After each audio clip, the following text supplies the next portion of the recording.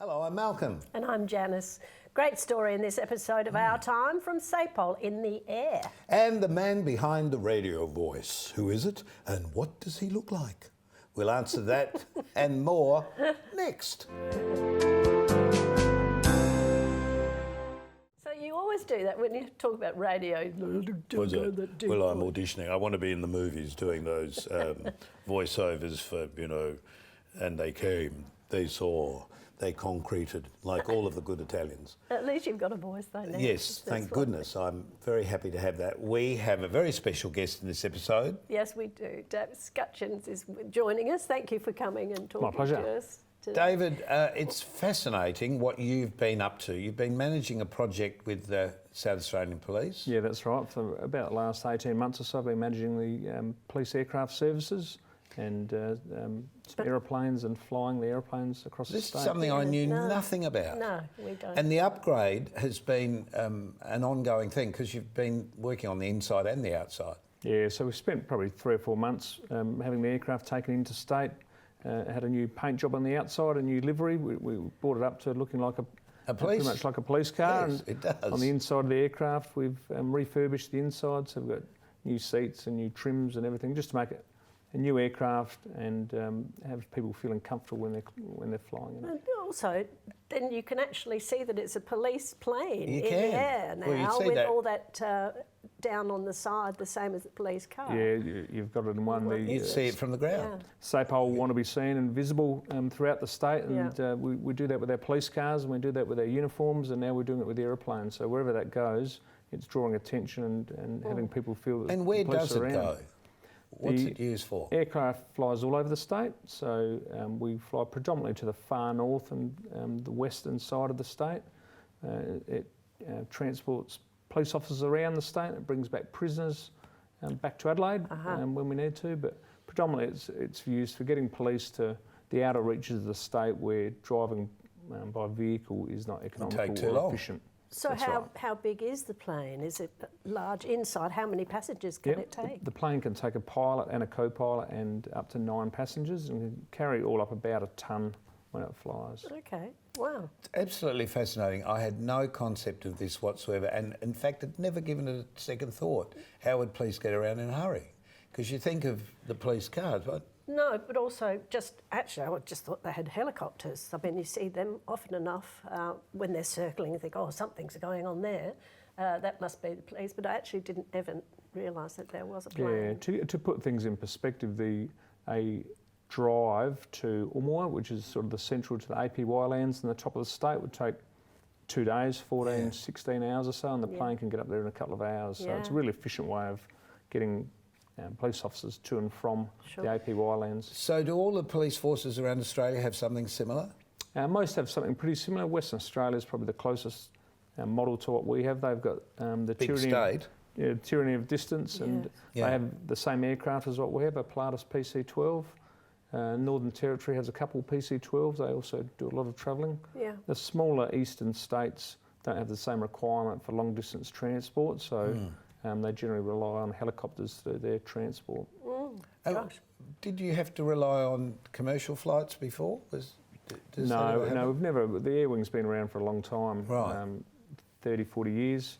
Well, that's what I mean. You see, it's something the general public wouldn't think about. No. We have kept it in the past pretty low profile, and it's only probably more recently with the refurbishment of the aircraft and painting it up that it's become a bit more high profile. Yeah. Absolutely. But you've had a history too with the helicopters or the choppers. What do you call them? Do you call them choppers, helicopters? Well, I would generally call them helicopters. But they've been called all sorts of things, choppers. That's more American, I suppose, isn't it? Choppers. Oh, no. The people, horses for courses, people call them different things. But we call them, often called Polair actually. So I don't know within that the community now. No, not heard But of we were talking before, and I never really thought of it. Occasionally you hear a helicopter go over, sometimes at night time, and you think, how on earth is it, is it a light bright enough to shine? What would you see on the ground? But I've suddenly discovered that that's not the primary. No, back in the old days, so back 15, 20 years ago, it was all naked eye and a big night sun, they used to call it. Yes, I remember light up that. the sky and chase the bad guys around with a I light. went out and was ready to do a show in the spotlight, but they never hit me. I don't remember seeing you. Maybe we should have stayed around.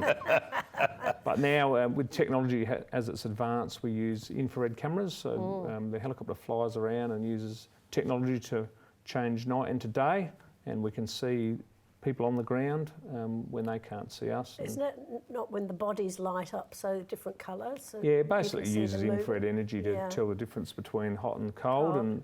And a hot body and a cold night Yeah. will stand out. So Yeah. this could be somebody who's lost or been estranged from a group of people. That Yeah, we have out in the a bush. lot of success with searching for missing people in the bushland. And the helicopter, particularly at night time, is one of the key tools that we use to try and find people who are missing in the bush and in the CBD as well at night. Did you always have an interest in this area? Was this why you went into the police force? I'll probably join the police for other reasons, all the good things about the police, but I very quickly determined that I wanted to be involved in the police helicopter, and back about 15 or so years ago, was lucky enough to join the Star Group, and not long after that to start flying around on the police helicopter, and have done ever since. I believe that the helicopters it's really hard to get a licence, really hard to learn. Is that true compared to? I'd like to be able to say that I don't actually fly them. We have pilots who fly them for us. So the police, we crew the aircraft in the back and we look out. And Okay. Well, you wouldn't have time to people are. run off and do what you're supposed to do, would you? No. If you had to do that too, you'd have to stay with the vehicle. That's Or right. with the airship or the whatever you... Have you not been tempted to get your licence though? Oh, well, I've gone through different. I've got my aeroplane licence, so I can have. fly an aeroplane around. Okay. But the helicopter takes a commitment from a young age and a lot of money to, or join the military to head down that path. And I probably didn't choose that path at the right time. So. Okay. Do you know, I suppose most people are a bit wary when you start talking police. They forget that the police are there to protect us. That's your real sole purpose, isn't it? 100%. Yeah. So especially with the helicopters, we go out weekly, nearly daily, to look for missing people. Kids You who are say missing. missing. Oh, sorry, I was just interrupting you there. But missing people, as in, like, I was just thinking about, aged people with dementia, or True. Yes, that get out of the nursing home somehow and off they go. Yep. And obviously, you're Yeah, there the to police, we place a very high priority on all missing people, but the dementia patients who are unlucky enough to have wandered away, the police throw all of our resources at trying to find them and get them back to safety, and the helicopters are key, especially at night. We can scan big areas and find people a lot quicker than traditionally old days we drive So around. if anyone living in the city area, if you heard, the sound of that going overhead, can we see anything from the ground up? Like if you're doing the infrared number, can we see anything? No, you'd be lucky enough to see maybe a red flashing light, but That's all you'd see. What we would like people to think is if the helicopter's up there and it's making noise, it's actually out there to help the community and to try and increase safety and look after people. It's not up there just to keep people awake, which is often... just go inside and lock your door. I can't say I've ever heard it that late, but then I'm a bit of a late going to bed person. Your future, where do you feel you're going with this? Where do you feel this air policing is going? Well, probably technology is a real driver in where police aviation is going, and so we're shifting across from just helicopters to more use of fixed-wing aircraft, and one day in the future we'll have drones flying around. That's another thing. High-level, big aircraft like. You don't think you'll be defence strapping a aircraft. jet propulsion thing on your back and zooming on? I'd like to. It'd probably be Oh, my no, son the doing that by that skateboard. The stage. skateboard would be good. Yeah. So at the moment, there's only the one plane that you've got. How many? We operate 2 aircraft There's with the 2. police, so they're both similar capability. They're single engine. And the helicopters? Well, there's three helicopters operated across the state for the various emergency services, and the police have access to those 3. We predominantly use one of those aircraft. And where are they kept? Because that's another... They're just down on the western side of the airport, down there near Harbour Town. So okay. behind Harbour Town, there's a facility there that the helicopters Looks fly out of. So wherever we are in Australia, wherever we're living in Australia, every police force is doing exactly what you're talking about. No, they're in different formats. So Northern Territory Police don't have helicopters.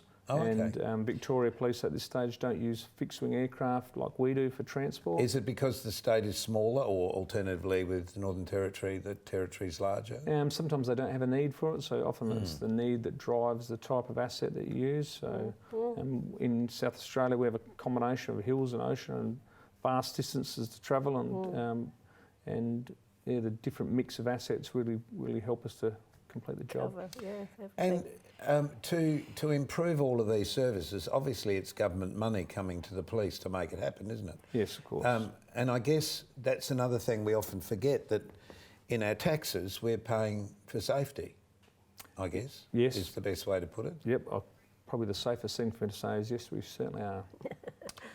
What an interesting story. I'm so pleased you came in, and that vision of the plane is fantastic. I love that feeling of being like in the helicopter that we saw, that feeling of looking down and just cruising.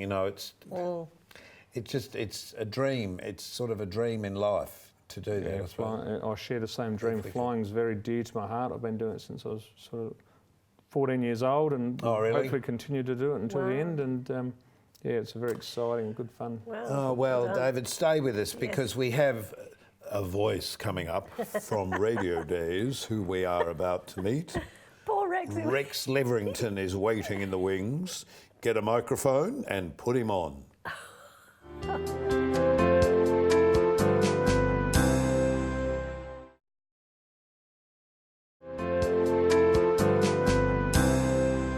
And now we'd like to welcome you back to our time.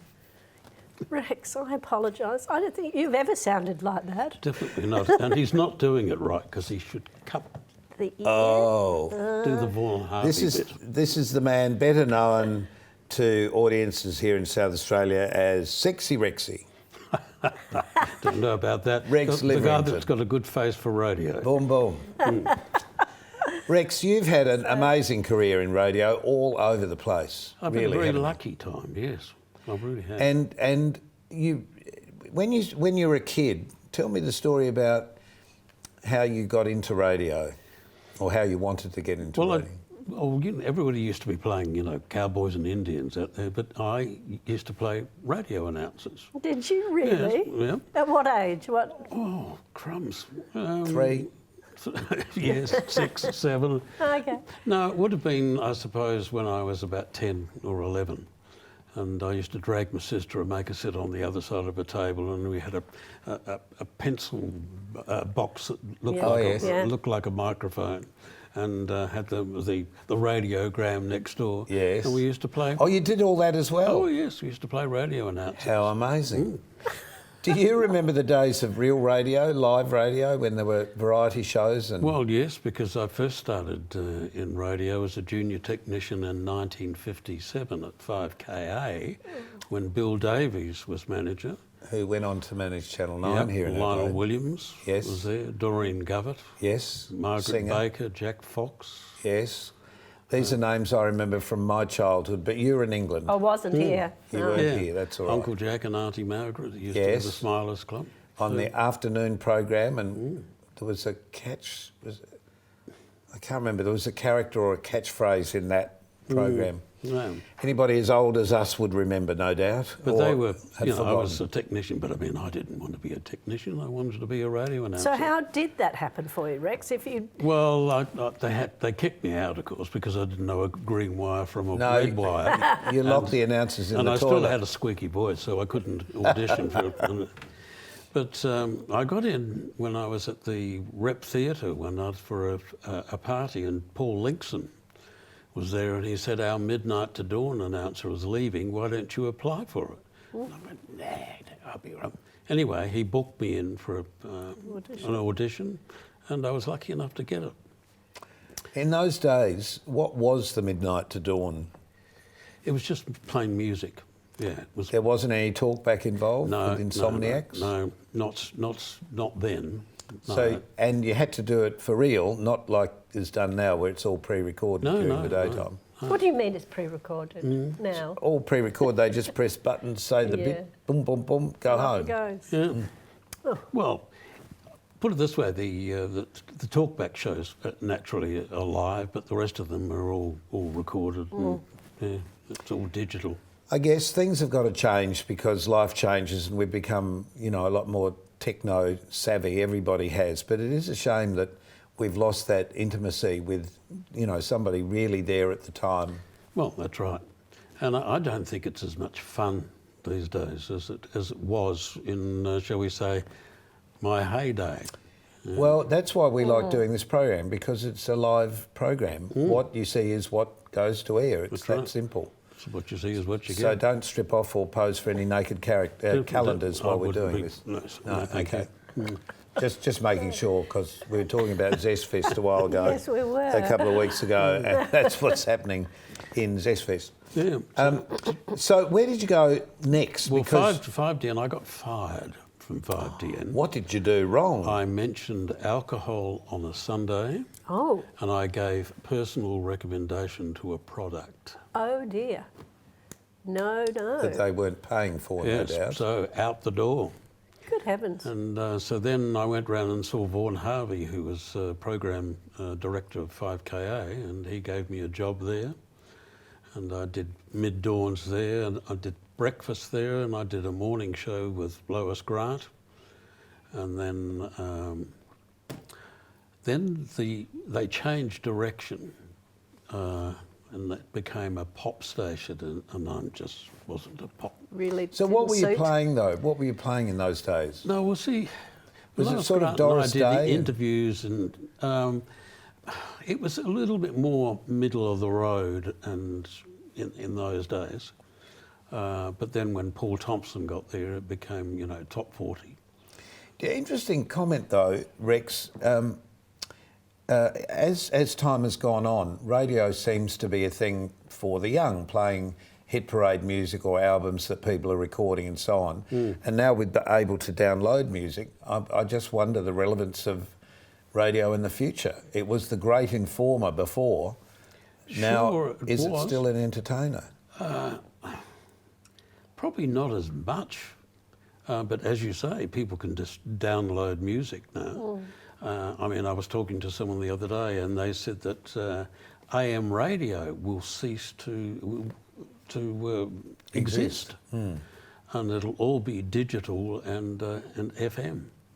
So stations like the ABC, when I went to work for them, they're on AM, and they'll be either digital, well, they are digital as well. They're digital now. as well, yes. Or whether it'll just go to podcasts with people talking whatever they want to talk about. Well, there's plenty of that going on. Yeah, well, is that the new radio, though? Is that where radio is sort of going?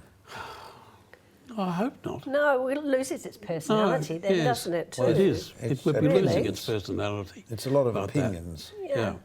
I mean, all right, ABC, which used to be, 5AN 891, it's now Adelaide Lost. ABC, whatever. But this it is national. This is, Yeah, you know, that's right. all around the country. But Everything at has least changed. they are doing live programs and interviews. And I suppose it's the commercial station, AA, that's doing the same. Here in Adelaide. Yeah. And that the equivalents are in the other states. But it just does make you think, is radio still something that will continue in the future, or is it coming to the end of days, or how it's going to change for the future? No, I don't think radio will die altogether. I think people have just got to realise that, you look at Adelaide, I mean, Adelaide's got one of the oldest populations in Australia. Speak for yourself. Yeah, well, it does. That's true. And the program people have got to realise that they're going to start programming for people Absolutely. our age, or my Absolutely. age, and That your still want to age. listen Yes. to those sorts of... Yes. Yes, you still want the music in the background that we're familiar with, I guess. Yeah. Those that are doing that are relatively successful. But let's get back to you. So continue with your life story. We're at 5KA at the moment. Right. Then it became pop station, so I moved on from there. I worked for a record company, WA, for 12 months, flogging records. Did you? And that was fun. Yeah. And then I applied for a Were job. you working with, not vinyl, before, Bakelite? Vinyl. Were they Bakelite or vinyl? No, they were vinyl. You're not that old. Not got old that I'm going to admit anyway. No, vinyl. Vinyl, in those okay. days. Young people don't know what they are. No, true. Pop Oh, vinyl. that's They're coming coming back. back. Hang on, it's coming back. Well- And you can actually go and Yes. buy a player for. And we should just If you haven't got one in a cupboard exactly, somewhere. yes, if you haven't. But you guys on the floor, any of you buying vinyl? You buying vinyl? Yeah, there you are. Yes. There you go. Okay. There you go. You'll get over it. It's a better sound. Well, as we get older, we get deafer. That's the trouble. I wouldn't know True. anymore. Yeah, well, then I got a job in the 5AD newsroom with the news editor there was called Len James. Was that interesting, hearing the news come in and... I loved it. Yeah, it was great. I was Baz and Pilco's first newsreader. Oh, were you really? Of course you were, God. yes. And of course they took off, and at one stage they had, 48% of the listening audience. Yes, when they were Then they very- went to Sydney. AD. No, they went to KA. Oh, that's right, they went to K. Then Yeah. they went to Sydney. Then they went to Sydney, that's right. So I left AD for a while and went to live in London and did a bit of work for Viz News. Was that an eye-opener to you, having come from a rather parochial town, I suppose? Oh, yes, London was wonderful. So I did Viz News and a bit of LBC. What's that? That was a news station. Oh, okay. Yeah, I just did the scripts there. And then I was asked to come back to 5AD, and I did, and stayed with them for about 10 years. I was appointed news editor there for a while until I accepted a job at 2UE in Sydney as news editor. Gosh. Wrong. Oh, no. Okay. Oh, yes, wrong. But then you came back to Adelaide and the ABC said, "Hey, Rex, what are you doing back?" Well, that's right. Dear old Bill Moody rang me because I was back at AD reading news, and he said, "What are you doing there? Get round here." Oh, So I had 10 very interesting years at the ABC. So when you wrap up your life on radio, was it 10 out of 10? Oh, yes. I mean, I was very fortunate to be able to do something that I always wanted to do as a kid. Yes. My life's ambition was That's it, isn't it? fulfilled. That's absolutely it. Yeah, and you know, AD, I think, for the 10 years there, which was a great training, and the ABC for allowing me to do live broadcasts. Yeah. And It's a brilliant life. Just stay there for a tick, because we've got to take a break and we'll be back in a moment.